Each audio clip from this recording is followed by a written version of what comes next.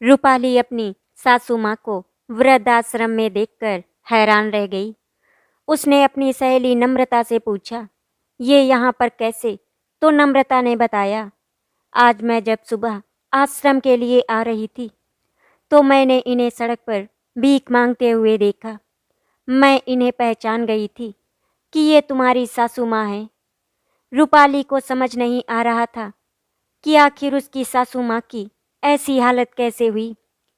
यही सब सोचते सोचते रूपाली अतीत के गलियारों में खो गई। रूपाली के पापा शिवशंकर बैंक में क्लर्क की नौकरी करते थे और उसकी माँ पार्वती एक घरेलू महिला थी। रूपाली का एक बड़ा भाई भी था जिसका नाम वरुण था। वो बहुत ही ज़्यादा चालाक था। बचपन से ही वो रूपाली से हर चीज़ छीन लिया करता था। वो हमेशा रूपाली से यही कहता, रूपाली तुम छोटी हो तो तुम छोटी बनकर रहो, बड़ी बनने की ज़रूरत नहीं है। वो अपने बड़े होने का अधिकार दिखाता और रूपाली से सब कुछ छीन लेता।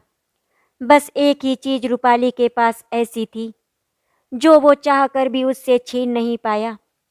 वो थी रूपाली की शिक्षा। रूपाली पढ़ाई लिखाई में बहुत ही तेज थी। वरुण तो बस किसी तरह से पास हो जाया करता था, लेकिन रूपाली अपने स्कूल में टॉप किया करती थी।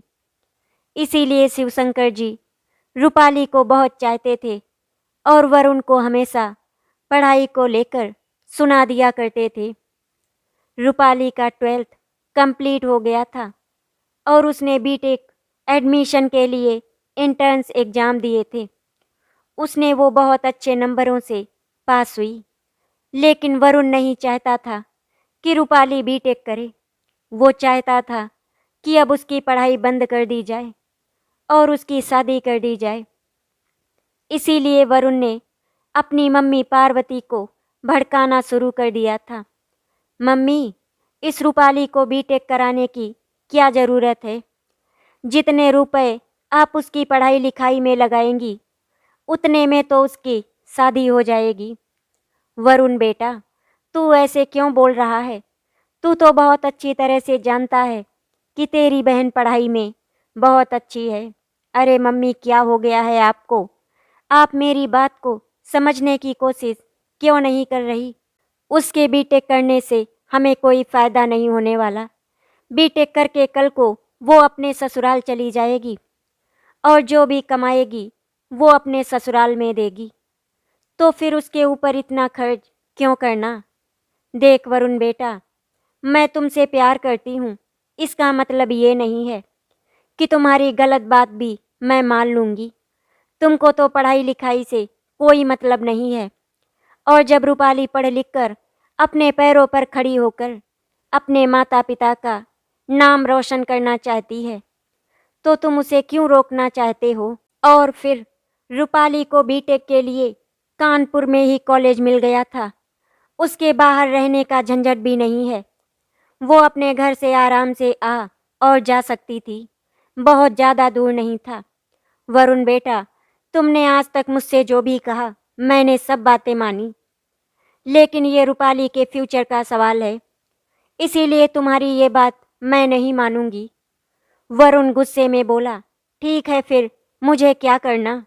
कल को कॉलेज में जाएगी, कुछ ऊपर नीचे हो जाए तो फिर मुझे मत कहना। वरुण, मैं रूपाली को बहुत अच्छी तरह से जानती हूँ। वो कभी कुछ ऐसा नहीं करेगी जिसकी वजह से हमारी बदनामी हो। इतना तो भरोसा है मुझे अपनी बेटी पर। अपनी मम्मी के मुंह से इतना सुनने के बाद वरुण पैर पटकते हुए अपने कमरे में चला गया। शिवशंकर जी ने पार्वती जी की सारी बातें सुन ली थी। आज उन्हें बहुत अच्छा लग रहा था क्योंकि पार्वती ने पहली बार अपनी बेटी रूपाली का साथ दिया था और अपने बेटे की बात को मना कर दिया था। नहीं तो पहले कुछ भी होता था वो हमेशा अपने बेटे का साथ देती थी। शिवशंकर जी को समझ में नहीं आ रहा था कि पार्वती के अंदर इतना परिवर्तन कैसे आया। वो पार्वती के पास गए और बोले, पार्वती, अपने हाथों की इलायची वाली चाय पिला दो, बहुत ज़्यादा थक गया हूँ मैं। पार्वती शिवशंकर जी के लिए चाय बनाकर ले आई, जिसे पीकर शिवशंकर को बहुत ही सुकून मिला था। पार्वती वहीं पर बहुत उदास बैठी थी, तो शिवशंकर जी बोले, क्या हुआ पार्वती, सब ठीक तो है ना? पार्वती ने कहा, हाँ हाँ, सब ठीक है। अच्छा, जब सब ठीक है तो फिर तुम इतनी उदास क्यों हो? आज मैं कुछ सामान लेने के लिए मार्केट गई थी, और जब मैं घर वापस आ रही थी तो मैंने देखा अपने बगल वाले सुरेश ने अपनी पत्नी को बहुत पीटा था और उसे घर से बाहर निकाल दिया था। वो घर की देहरी पर बैठकर रो रही थी। उसके शरीर पर कई जगह नीले नीले निशान दिखाई दे रहे थे, जिससे सब पता चल रहा था कि सुरेश ने उसे बहुत बुरी तरह से पीटा है। हम सब बहुत अच्छी तरह से जानते हैं कि सुरेश की पत्नी कितनी सीधी सादी है। वो कभी पलटकर जवाब तक नहीं देती। जब मैं उसके पास गई और मैंने पूछा, क्या हुआ, तुम यहाँ पर क्यों बैठी हो? तो फिर उसने मुझे सब कुछ बताया और ये भी बताया कि वो पढ़ी लिखी नहीं है, अनपढ़ है। अगर वो पढ़ी लिखी होती तो वो सुरेश को छोड़कर चली जाती, अपनी दोनों बेटियों के साथ कहीं भी गुजर बसर कर लेती। लेकिन अभी वो ऐसा कुछ भी नहीं कर सकती। आपको क्या लगता है शिव, उसे हमेशा अपने पति से ऐसे ही मार खाते रहना चाहिए, या फिर उसे अपने बच्चों के साथ ये घर छोड़ देना चाहिए? अब मैं इस बारे में क्या कहूँ पार्वती। एक तो वो इतनी सीधी सादी, ऊपर से अनपढ़, और फिर उसके बाद उसका कोई और सहारा भी नहीं। अब शिवशंकर जी को सारी बात समझ में आ गई थी कि आज पार्वती ने अपनी बेटी की आगे की पढ़ाई के लिए हाँ क्यों कहा। कहीं न कहीं पार्वती उस चीज को देखकर डर गई है कि अगर कहीं उसकी बेटी के साथ ऐसा कुछ हुआ तो। पार्वती ने कहा, शिव तुम थोड़ी देर आराम कर लो, मैं जाकर रात का खाना बना लेती हूँ। पार्वती आज किचन में काम तो कर रही थी, लेकिन उसका मन तो कहीं और ही था। रूपाली अपनी सहेली नम्रता से मिलने के लिए गई थी, क्योंकि उसका भी उसी यूनिवर्सिटी में सिलेक्शन हुआ था। वो जब घर वापस आई तो वरुण गेट पर ही खड़ा था।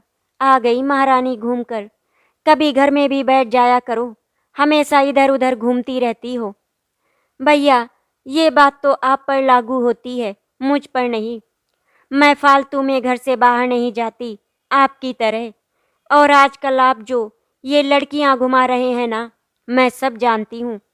अभी भी आपके पास समय है, सुधर जाइए, नहीं तो फिर मैं पापा को सब कुछ बता दूंगी। रूपाली, तुम्हारी जुबान कुछ ज़्यादा नहीं चलने लगी है, थोड़ा कम बोला करो। और मैं क्या करता हूँ क्या नहीं, उस पर तुम्हें ध्यान देने की ज़रूरत नहीं है। तुम अपने ऊपर ध्यान दो, वही तुम्हारे लिए अच्छा है। आप परेशान मत हो भैया, मैं अपना ध्यान बहुत अच्छी तरह से रख लूँगी। इतना बोलकर रूपाली अपनी मम्मी के पास किचन में चली गई और उनकी मदद करने लगी। रूपाली पार्वती की मदद कर रही थी, तभी पार्वती ने रूपाली को अपने गले से लगा लिया। पार्वती की आंखों में आंसू आ गए थे, तो रूपाली ने कहा, क्या हुआ मम्मी, सब ठीक तो है ना? आपकी आंखों में आंसू ऐसा क्यों है? भैया ने कुछ कह दिया क्या?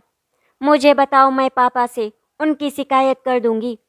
और पापा के सामने भैया की एक नहीं चलती, ये तो आप भी बहुत अच्छी तरह से जानती हैं। रूपाली, अभी तक जैसे तुमने बहुत ही मन लगाकर पढ़ाई की है, आगे भी अच्छे से पढ़ाई करना और अपने पैरों पर खड़े होकर दिखाना। मैं चाहती हूँ मेरी बेटी बहुत अच्छी नौकरी करे, उसे कभी किसी चीज़ की तकलीफ ना हो, उसके ससुराल वाले उसे कभी भी परेशान ना करें। अरे मम्मी, क्या हो गया, आप इतना परेशान क्यों हो रही हैं? कुछ नहीं बेटा, बस ऐसे ही तुम्हारी फिक्र हो रही थी, इसीलिए मैंने कह दिया। मम्मी, आप बिल्कुल भी चिंता मत करो, एक दिन आपको मुझ पर गर्व होगा। रूपाली के इतना बोलते ही पार्वती के चेहरे पर मुस्कान आ गई। अच्छा सुनो रूपाली, जरा देख कर आना, तुम्हारे पापा सो गए या जग रहे हैं। ठीक है मम्मी कहकर रूपाली अपने पापा के कमरे में चली गई। उसने देखा कि उसके पापा सो रहे हैं तो उसने बताया, मम्मी पापा सो रहे हैं, कुछ ज़रूरी बात है क्या? उन्हें जगाना पड़ेगा। नहीं नहीं बेटा, जगाने की ज़रूरत नहीं है, मैं उनसे रात में बात कर लूँगी। किचन का सारा काम खत्म हो गया था। रूपाली अपने कमरे में चली गई। वरुण किचन में आया और उसने अपनी मम्मी से कहा, मम्मी मेरे लिए खाना लगा दो, भूख लगी है।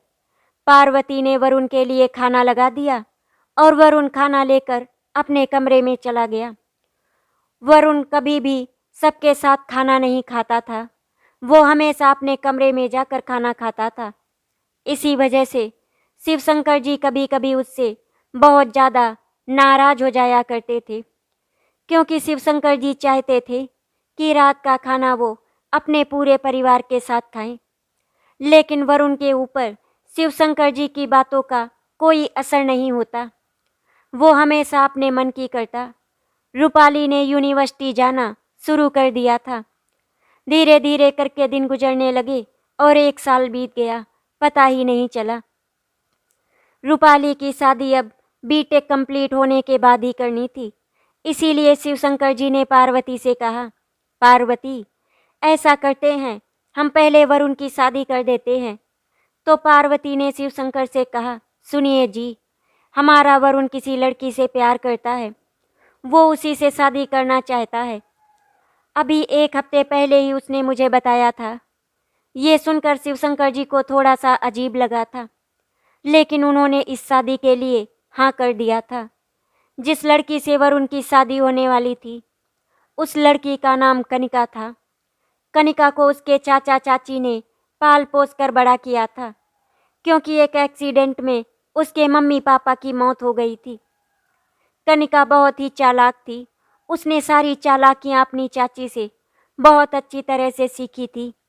शिवशंकर जी ने पार्वती से कहा, पार्वती हमारा बेटा वरुण तो कुछ करता भी नहीं है, तो फिर उसकी शादी कैसे क्या होगी? इस पर पार्वती ने कहा कि वो कई जगह पर इंटरव्यू देख कर आया है, कह रहा था कहीं न कहीं नौकरी लग जाएगी। उसने कंप्यूटर सीख रखा था, इसीलिए उसे डाटा एंट्री ऑपरेटर का काम मिल गया था। वरुण की नौकरी लग जाने की वजह से पार्वती जी बहुत खुश थी। वैसे तो खुद शिवशंकर जी भी थे, लेकिन वो हमेशा यही चाहते थे कि उनका बेटा पढ़ लिख कर कोई बहुत अच्छी नौकरी करे। लेकिन जैसा कि आप लोग जानते हैं, वो शुरू से ही पढ़ाई में बिल्कुल बेकार था। उसे डेटा एंट्री ऑपरेटर की नौकरी मिल गई, वही बहुत था। उसने अपना ऑफिस ज्वाइन कर लिया था और फिर 1 महीने के बाद वरुण और कनिका की शादी का मुहूर्त निकला। शिवशंकर जी ने अपनी तरफ से शादी में कुछ नहीं मांगा था और कनिका के चाचा चाची ने भी कुछ नहीं दिया था। उन्होंने बहुत ही साधारण तरीके से वरुण और कनिका की शादी कर दी थी। उन्होंने ज़्यादा मेहमान लाने के लिए भी मना कर दिया था, इसीलिए शादी में सिर्फ 50 लोग गए थे। शादी के 2 दिनों के बाद घर में शिवशंकर जी ने रिसेप्शन रखा था, जिसमें उन्होंने अपने सभी मेहमानों को बुलाया था। रिसेप्शन बहुत अच्छी तरह से संपन्न हो गया था। धीरे धीरे करके सारे मेहमान चले गए थे। अब घर में सिर्फ शिवशंकर जी का पूरा परिवार था। 1 हफ्ता तो बहुत अच्छे से गुजर गया, लेकिन फिर उसके बाद जब कनिका अपने मायके से घर वापस आई, तो फिर उसने अपना एक अलग ही रूप दिखाया। सुबह 9 बजे सोकर उठती थी, जब वरुण को ऑफिस के लिए निकलना होता था। घर का सारा काम पार्वती जी और रूपाली मिलकर कर लेती थी। कभी कभी रूपाली को अपनी भाभी की इस आदत पर बहुत गुस्सा आता था। उसने तो सोचा था कि भाभी के आ जाने से उन दोनों को थोड़ा सा आराम मिल जाएगा, लेकिन वैसा कुछ भी नहीं हुआ। उल्टे कनिका उन दोनों को बातें सुना दिया करती थी और वरुण भी हमेशा कनिका का ही साथ देता था। जो कनिका कहती थी, वरुण बिल्कुल वैसा ही करता था। इसी तरह मैनेज करते करते 3 साल बीत गए और फिर रूपाली का बहुत ही अच्छी पोस्ट पर सिलेक्शन हो गया। उसकी सैलरी लगभग 80,000 रुपये थी। घर में बहुत ही खुशियों का माहौल था। सभी लोग बहुत खुश थे, लेकिन वरुण और कनिका बिल्कुल भी खुश नहीं थे। उन्हें रूपाली से बहुत ही ज़्यादा जलन हो रही थी। आज सब शिवशंकर और पार्वती जी को बधाइयाँ दे रहे थे। शिवशंकर जी, आपकी बेटी ने तो वो काम कर दिखाया जो आपके लड़के ने नहीं किया। आपने बिल्कुल सही कहा था। लड़के और लड़कियों में कोई फ़र्क नहीं है। अगर लड़कियों को भी पढ़ाया जाए तो वो अपने माता पिता का सर गर्व से ऊंचा कर देती हैं, और आपकी रूपाली ने वो कर दिखाया। बिल्कुल सही कह रहे हैं आप लोग। आजकल लड़कियों को पढ़ाना बहुत ज़रूरी हो गया है। शिवशंकर जी ने अपने पड़ोसियों के घर 1-1 किलो का मिठाई का डब्बा भिजवाया। लगभग 20 किलो मिठाई का खर्चा हुआ था, जिसके पैसे शिवशंकर जी ने दिए थे। धीरे धीरे करके दिन गुजरने लगे थे और रूपाली की सैलरी उसके अकाउंट में आती थी। वो मुश्किल से 8 या 10 हज़ार निकालती थी। बाकी सारे रुपए उसके अकाउंट में जमा हो रहे थे। धीरे धीरे करके दिन गुजरने लगे और फिर 4 महीने के बाद पता चला कि कनिका माँ बनने वाली है। ये सुनकर रूपाली बहुत खुश हो गई थी, क्योंकि आखिर वो भी तो बुआ बनने वाली थी। कनिका की प्रेगनेंसी को 5 महीने हो गए थे।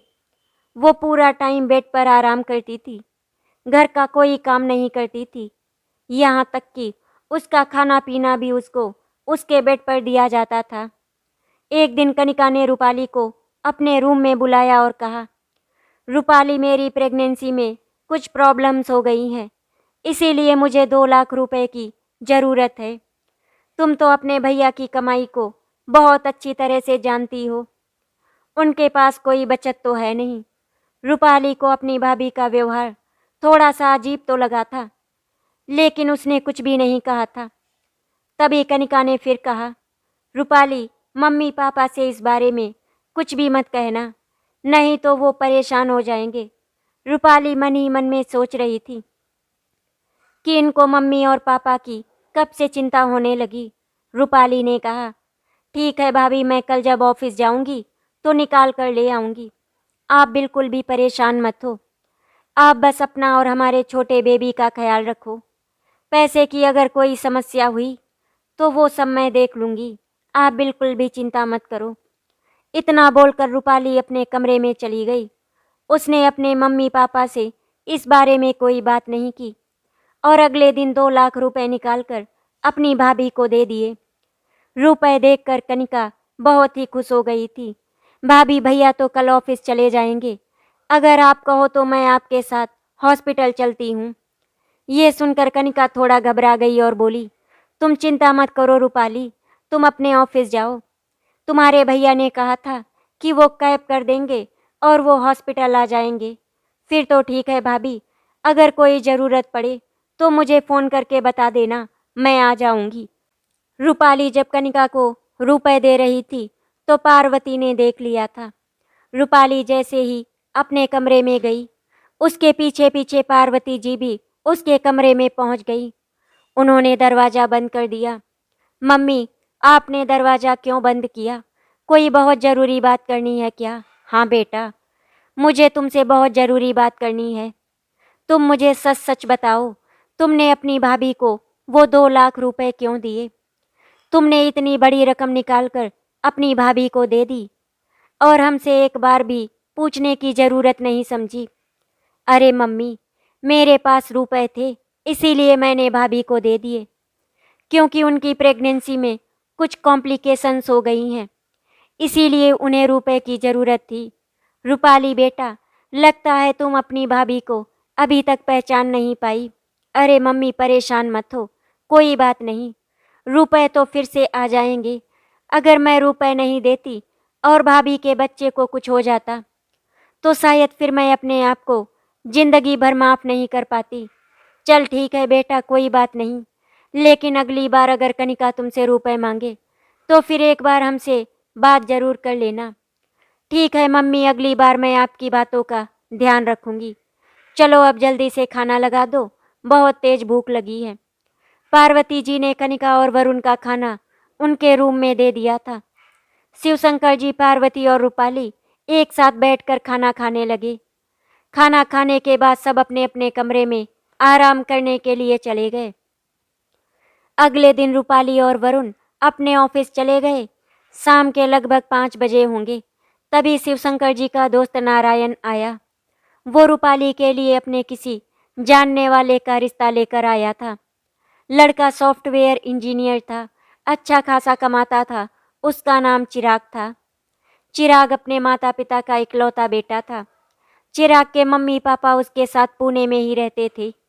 जब रूपाली की रिश्ते की बात हो रही थी, तभी वहां पर वरुण आ गया और उसने बोला, वो अभी रूपाली की शादी नहीं करना चाहता। रूपाली अभी कुछ ही समय में बुआ बनने वाली है। वो कुछ समय तक अपने भतीजे के साथ खेलेगी, उसके बाद ही वो अपने ससुराल जाएगी। रूपाली को अभी इस बात की खबर भी नहीं थी। वो 7 बजे अपने ऑफिस से घर आती है। शिवशंकर जी और पार्वती जी अपने बेटे की चालाकी बहुत अच्छी तरह से समझ गए थे। उन्होंने नारायण से कहा, नारायण, हमें थोड़ा सा समय चाहिए, फिर मैं तुम्हें बताता हूँ क्या करना है क्या नहीं। नारायण ने कहा, शिवशंकर जी, जैसा तुम्हें सही लगे हमें बता देना। वैसे भी चिराग रूपाली को पसंद करता है, क्योंकि उसने रूपाली को पहले से ही देखा है। रूपाली जब बीटेक कर रही थी तो चिराग रूपाली से 2 सेमेस्टर आगे था। रूपाली ने तो कभी चिराग पर ध्यान नहीं दिया था, लेकिन चिराग रूपाली से मन ही मन में प्यार करने लगा था। जब वो अपना बीटेक कंप्लीट करके मेरे पास आया था, तब उसने रूपाली के बारे में मुझे सब कुछ बताया था। शिवशंकर, मैंने चिराग से वादा किया था कि वो रूपाली और उसकी शादी करवा कर रहेंगे। उसके बाद नारायण अपने घर वापस चले गए तो शिवशंकर जी ने अपने बेटे वरुण को डांटते हुए कहा, वरुण, तुम्हें बात करने की बिल्कुल भी तमीज नहीं है क्या? जब 2 बड़े आपस में बातें करते हैं तो छोटों को चुप रहना चाहिए। लगता है अब तुम्हें ये भी सिखाना पड़ेगा। वरुण गुस्से में अपने कमरे में चला गया। शाम को जब रूपाली ऑफिस से घर आई तो पार्वती ने उसको सारी बातें बताई। रूपाली ने कहा, मम्मी, एक काम करना, उनसे थोड़ा सा समय मांग लेना। जैसे ही भाभी का बच्चा हो जाएगा, मैं इस शादी के लिए हाँ कर दूंगी। ये सुनकर पार्वती जी और शिवशंकर जी को बहुत ही सुकून मिला था, लेकिन वरुण और कनिका अंदर ही अंदर जल गए थे और बहुत ज़्यादा परेशान भी हो गए थे, क्योंकि वो दोनों अच्छी तरह से जानते थे कि अगर रूपाली अपनी ससुराल चली गई तो फिर उनका एटीएम चला जाएगा, जिससे वो जब मन करता तब जितने चाहते उतने रुपए ले लेते। जैसा रूपाली ने कहा था, शिवशंकर जी ने अपने दोस्त नारायण को फ़ोन करके बिल्कुल वैसा ही बता दिया। ये सुनकर नारायण जी बहुत खुश हो गए थे। उन्होंने चिराग को फ़ोन करके सब कुछ बता दिया था, जिस पर चिराग ने कहा, जहाँ इतना इंतज़ार किया वहाँ थोड़ा सा और सही, लेकिन मुझे शादी तो रूपाली से ही करनी है, इसीलिए मैंने रूपाली को पूरा पूरा टाइम दे दिया था। उन दोनों ने नंबर एक्सचेंज कर लिए थे, इसीलिए अब कभी कभी रूपाली से बातें हो जाया करती थी। धीरे धीरे करके 4 महीने और बीत गए और कनिका ने जुड़वा बच्चों को जन्म दिया। उसकी किसी ने कल्पना भी नहीं की थी। ये बात सिर्फ और सिर्फ वरुण और कनिका ही जानते थे कि उनको जुड़वा बच्चे होने वाले हैं।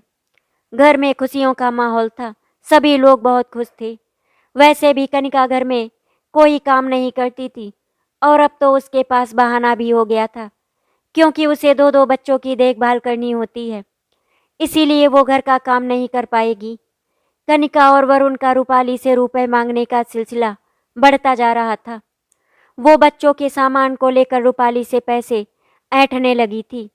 रूपाली ये बात बहुत अच्छी तरह से जान गई थी कि उसे बेवकूफ़ बनाया जा रहा है, लेकिन वो कुछ भी नहीं कहती थी। चुपचाप रुपए निकाल कर अपने भैया भाभी को दे देती। अब उसके अकाउंट में बहुत ज़्यादा पैसे नहीं रहते थे, क्योंकि हर महीने उसके भैया भाभी उससे रुपए ले लिया करते थे। एक दिन पार्वती जी ने शिवशंकर जी से कहा, सुनिए जी, आप चिराग के घर वालों से बात कर लीजिए और दोनों की शादी का मुहूर्त निकलवाते हैं। हमारा बेटा और बहू दोनों बहुत लालची हो गए हैं। वरुण कभी ये शादी नहीं होने देगा, क्योंकि वो अपनी बहन की कमाई पर राज करना चाहता है, इसीलिए अभी उसको कुछ भी बताने की ज़रूरत नहीं है। पहले हम सारी तारीख फिक्स कर लेते हैं, उसके बाद ही वरुण और कनिका को बताएंगे। रूपाली भी अपनी मम्मी और पिताजी की सारी बातें सुन रही थी। उसके चेहरे पर मुस्कान आ गई थी। पार्वती जी ने देखा रूपाली सामने खड़ी है तो उन्होंने रूपाली से पूछा, बेटा अब तुम इस शादी के लिए तैयार हो? तो रूपाली ने भी हाँ कर दिया। शिवशंकर जी ने अपने दोस्त नारायण को फ़ोन करके बताया कि वो चिराग के मम्मी पापा से मिलना चाहते हैं और शादी की डेट फिक्स करना चाहते हैं। ये सुनकर नारायण भी बहुत खुश हो गया। नारायण जी बोले, शिवशंकर ये तो बहुत ही खुशी की बात है, तुम बताओ हम लोग कहाँ मिले? तो शिवशंकर ने कहा कि हम लोग बाहर कहीं रेस्टोरेंट में मिलते हैं, या फिर आप कहे तो मैं चिराग के घर पर ही आ जाता हूँ।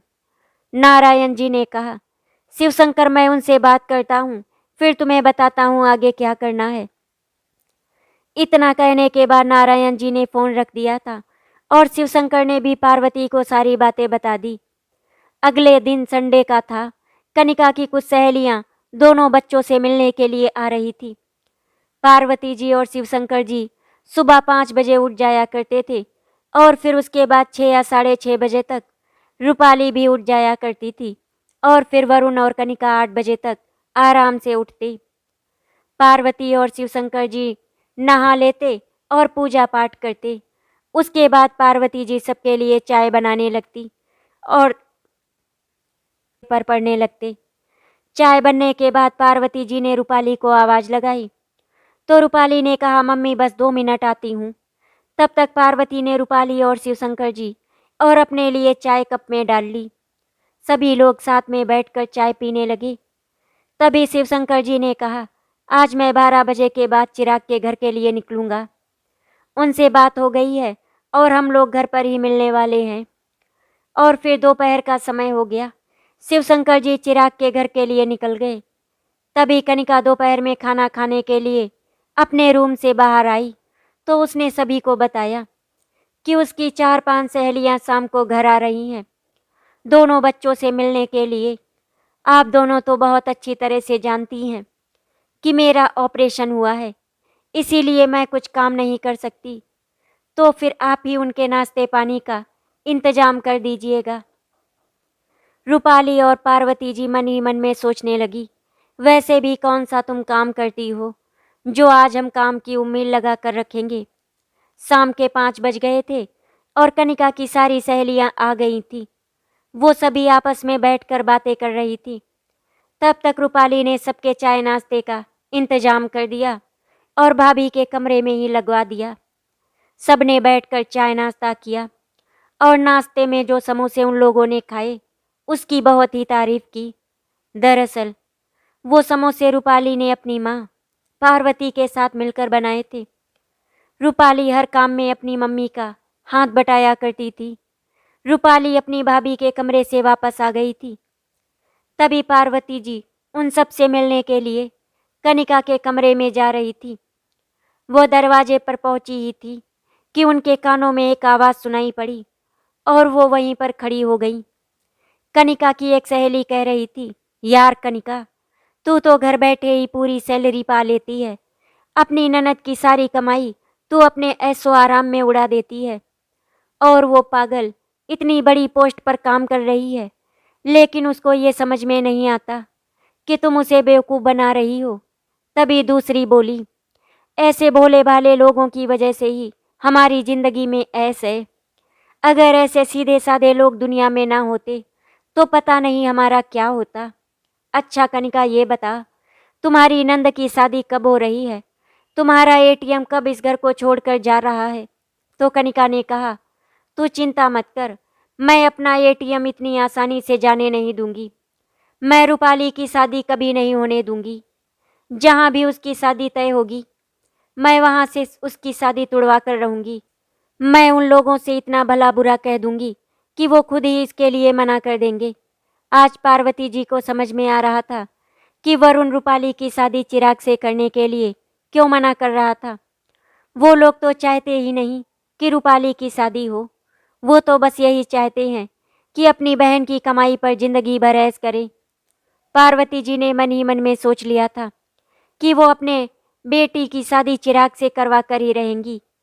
पार्वती जी उन लोगों से मिलने के लिए कमरे के अंदर नहीं गईं, बाहर से ही वो वापस अपने कमरे में लौट गईं। थोड़ी देर तक वो पता नहीं अपने कमरे में बैठकर क्या सोचती रहीं। फिर उसके बाद वो अपनी बेटी रूपाली के कमरे में गई और रूपाली को उसकी भाभी और भैया की सारी सच्चाई बता दी। रूपाली को यकीन नहीं हो रहा था कि उसके भैया भाभी उसके बारे में ऐसा सोचते होंगे। रूपाली ने कहा, मम्मी आप बिल्कुल भी चिंता मत करो, अब भैया भाभी को सबक मैं सिखाऊंगी। शिवशंकर जी चिराग के घर से वापस आ गए थे।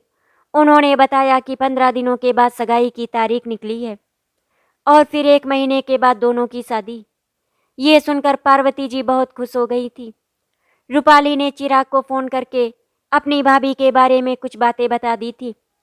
तो चिराग ने कहा, रूपाली तुम बिल्कुल भी चिंता मत करो, भाभी हमारा रिश्ता नहीं तोड़ पाएंगी। उन्हें तो ये भी नहीं पता कि मैं तुमसे बहुत प्यार करता हूँ। अगले दिन शिवशंकर जी ने ये खबर सबको बता दी कि उन्होंने रूपाली की शादी चिराग से तय कर दी है और आज से ठीक 14 दिनों के बाद उन दोनों की सगाई है। ये सुनकर वरुण और कनिका के पैरों तले से जमीन ही खिसक गई। उन्होंने तो सोचा भी नहीं था कि रूपाली की शादी इतनी जल्दी से हो जाएगी। रूपाली ने अपनी माँ के साथ मिलकर सगाई और शादी की तैयारी शुरू कर दी थी। कनिका और वरुण ने कोशिश तो की थी चिराग और रूपाली की शादी तोड़ने की, लेकिन वो ऐसा कर नहीं पाए थे। अभी लगभग 1 हफ्ता ही बीता था कि कनिका ने कहा, रूपाली मुझे 20,000 रुपये की ज़रूरत है। तो रूपाली बोली, भाभी मैंने अपनी सारी पेमेंट मम्मी के अकाउंट में ट्रांसफ़र कर दी है, ये देख लीजिए। मेरे अकाउंट में अब कुछ भी नहीं है, अगर आपको बहुत ज़्यादा ज़रूरत है तो बताइए, मैं मम्मी के अकाउंट से निकाल कर आपको दे देती हूँ। कनिका नहीं चाहती थी कि ये बात मम्मी जी के कानों में पड़े, इसीलिए उसने कहा नहीं रहने दीजिए, मैं वरुण से कहकर इंतजाम करवा लूँगी। ठीक है कहकर रूपाली वहाँ से चली गई। कनिका को यकीन ही नहीं हो रहा था कि रूपाली ने उसको पैसे देने से मना कर दिया है। इस तरह से धीरे धीरे करके 14 दिन गुजर गए और फिर रूपाली और चिराग की एंगेजमेंट बहुत ही धूमधाम से संपन्न हो गई। इस शादी से दोनों परिवार बहुत ही खुश थे और साथ में नारायण जी की खुशियों का भी ठिकाना नहीं था। सगाई तो संपन्न हो गई थी, अब शादी की तैयारी शुरू हो गई। अगले महीने फिर रूपाली से कनिका ने रुपए मांगे। रूपाली मुझे 15,000 रुपए देना, बच्चों के लिए कुछ कपड़े वगैरह और थोड़ा सा सामान लाना था। इस पर रूपाली ने कहा, भाभी बच्चों के कपड़े के लिए आपको परेशान होने की ज़रूरत नहीं है, वो तो मैं और मम्मी दोनों ले आए। आप बस अपने और भैया के लिए शॉपिंग कर लीजिए, बच्चों की चिंता बिल्कुल भी मत कीजिए, आखिर बच्चे हमारे भी तो कुछ लगते हैं। इसीलिए मैंने और मम्मी ने मिलकर उनके लिए कपड़े ले लिए। रूपाली का बदला हुआ रूप देखकर पार्वती जी तो बहुत खुश थी, लेकिन कनिका बहुत हैरान। कनिका को समझ में नहीं आ रहा था कि आखिर ऐसा क्या हो गया जिसकी वजह से रूपाली ने पैसे देने बंद कर दिए। कनिका अब रूपाली से बहुत ज़्यादा चिढ़ने लगी थी। शादी में चिराग के मम्मी पापा ने कोई दहेज की बात नहीं की थी, लेकिन फिर भी शिवशंकर जी ने अपनी बेटी की खुशी के लिए उन्होंने वो सब कुछ दिया जो उसके काम आ सके। रूपाली शादी के जोड़े में एकदम परी की तरह लग रही थी और कनिका से ये सब देखा नहीं जा रहा था। पार्वती जी ने रूपाली की नज़र उतारी और उसके कान के पीछे काला टीका लगा दिया। शिवशंकर जी अपनी बेटी को दुल्हन के जोड़े में देखकर मुस्कुरा रहे थे और मुस्कुराहट के साथ साथ उनकी आंखें भी नम हो गई थी। शिवशंकर जी ने बारातियों का स्वागत बहुत अच्छे तरीके से किया था, जिसकी वजह से चिराग के पापा बहुत ही खुश थे। चिराग की बातें करके रूपाली की सहेलियां उसका मजाक बना रही थी। रूपाली की आंखों में आंसू थे। नम्रता उसके पास आई और बोली, रूपाली तुम मुझसे वादा करो, ससुराल में अगर कभी तुझे कोई तकलीफ हुई तो तू मुझे हर हाल में बताएगी। अगर तूने मुझे नहीं बताया तो हमारी दोस्ती खत्म हो जाएगी। रूपाली ने कहा, नम्रता तुम तो बहुत अच्छी तरह से जानती हो ना कि मैंने आज तक तुमसे कुछ भी नहीं छुपाया। चाहे सुख हो या फिर दुख, दोनों ने एक दूसरे को गले से लगा लिया।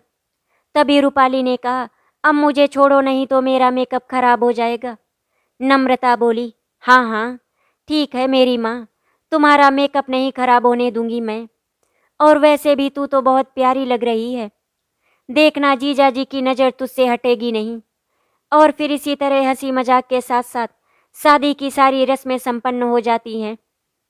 रूपाली और चिराग की शादी बहुत ही धूमधाम से हो जाती है। दोनों शादी के पवित्र बंधन में बंध जाते हैं। विदाई के समय पर पार्वती जी बहुत ज़्यादा परेशान हो गई थी।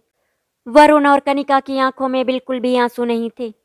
रूपाली ने जब दोनों बच्चों को गले से लगाया तो वो फूट फूट कर रोने लगी और कनिका ने दोनों बच्चों को रूपाली से छुड़ा लिया। शिवशंकर जी एक कोने में खड़े थे। उनकी आंखों से आंसू बह रहे थे। रूपाली उनके पास गई और बोली, पापा, आप बिल्कुल भी चिंता मत करो, मैं हमेशा वहाँ पर खुश रहूँगी। आखिर आपने मुझे इतना सब कुछ दिया है, कभी किसी चीज़ के लिए मना नहीं किया। लेकिन हाँ पापा, मम्मी का ख्याल रखना, अब मम्मी की जिम्मेदारी आप पर है। ठीक है बेटा, कहकर शिवशंकर जी और पार्वती जी ने अपनी बेटी को विदा किया। रूपाली चिराग के साथ गाड़ी में बैठकर अपनी ससुराल के लिए रवाना हो गई। रूपाली जब अपने ससुराल पहुंची तो उसके साथ ऐसा क्या हुआ कि उसे कुछ ही सालों में तलाक लेना पड़ा और फिर उसकी सास रोड पर भीख मांगते हुए क्यों नजर आई। और ये कौन सा कुदरत का करिश्मा था कि वो रूपाली के ही वृद्धाश्रम में पहुंच गई। इन सभी सवालों का जवाब जानने के लिए हमारे चैनल को सब्सक्राइब करें और इस कहानी का अगला भाग जरूर सुनें। आशा करती हूँ आपको हमारी कहानी अच्छी लगी होगी। अगर आपको हमारी कहानी अच्छी लगी तो वीडियो को लाइक एंड शेयर करें, चैनल को सब्सक्राइब करें। वीडियो देखने के लिए आपका धन्यवाद।